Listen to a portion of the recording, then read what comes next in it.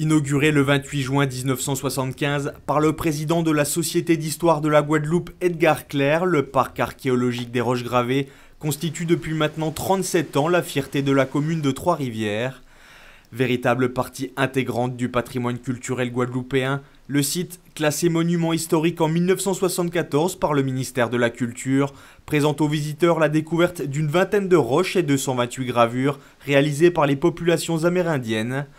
228 pétroglyphes répartis sur une superficie de plus d'1 hectare au sein d'un des rares parcs archéologiques de la Caraïbe protégeant l'héritage précolombien. Déjà, on les attribue une signification plus ou moins religieuse. S'il faut interpréter, on peut penser que c'est un mode de communication, peut-être c'était une façon de délimiter identitairement un territoire, mais peut-être c'était aussi un rituel pour l'eau, parce que sachez que les roches gravées, elles sont toutes à proximité de l'eau. Ce sont des témoignages laissés par cette civilisation disparue qu'on trouve sur ce parc des roches gravées. Cet art rupestre, les Amérindiens, appelés saladoïdes par les archéologues, le maîtrisaient parfaitement entre 400 et 1000 après Jésus-Christ selon les indices révélés sur les sites découverts à proximité des roches gravées. Les études scientifiques permettent également de déterminer les techniques et les outils utilisés par les Amérindiens pour réaliser les pétroglyphes. Les polissoirs, ce sont des dépressions creusées dans la roche par l'action répétée de polissage. Bon, c'est ici, ils sont venus avec une roche magmatique pour fabriquer un outil, un percuteur pour faire les gravures. Là, c'est un mouvement de rotation qui ont donné tous ces cuvettes, ces cupules que vous voyez. Les polissoirs servaient à la fabrication, à l'aiguisement, à l'achèvement de leur outil. Sans savoir que leur outil était fait en roche.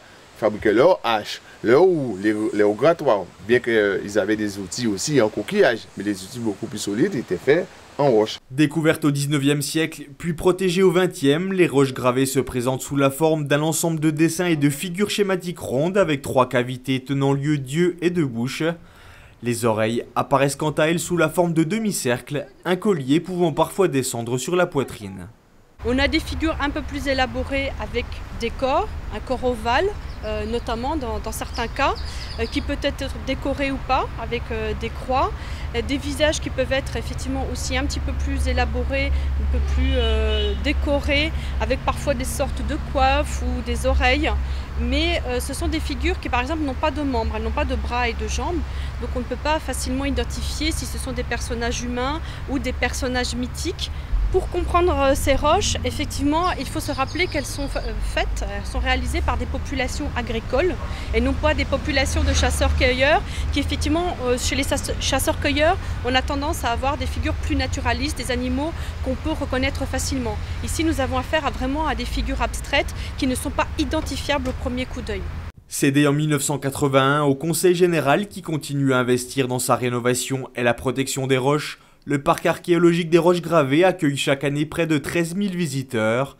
Un véritable argument d'attractivité touristique et de développement économique pour la commune de Trois-Rivières. C'est vraiment un des sites, sinon le site le plus visité de la commune. Et donc le parc archéologique et l'embarcadère des Saintes effectivement constituent 2 sites très visités. Trois-Rivières constitue le plus grand gisement de pétroglyphes dans la Caraïbe.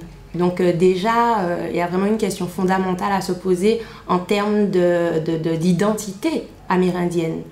Et donc, bien sûr, le parc, comme je vous disais tout à l'heure, est un lieu public auquel on a accès à ces pétroglyphes et à l'information finalement qui les concerne. Donc oui, une bonne manière de valoriser les spécificités et le patrimoine de la commune. Le parc des Roches Gravées, ce sont aujourd'hui 12 agents départementaux du patrimoine et des jardiniers qui consacrent l'énergie à l'entretien d'un site qui propose toute l'année des visites guidées pour les touristes et les établissements scolaires. Un parc unique en son genre, implanté au milieu d'un florilège de roches volcaniques et d'une végétation luxuriante, là où les populations amérindiennes ont laissé de mystérieux témoignages sur les pierres il y a pratiquement 1500 ans.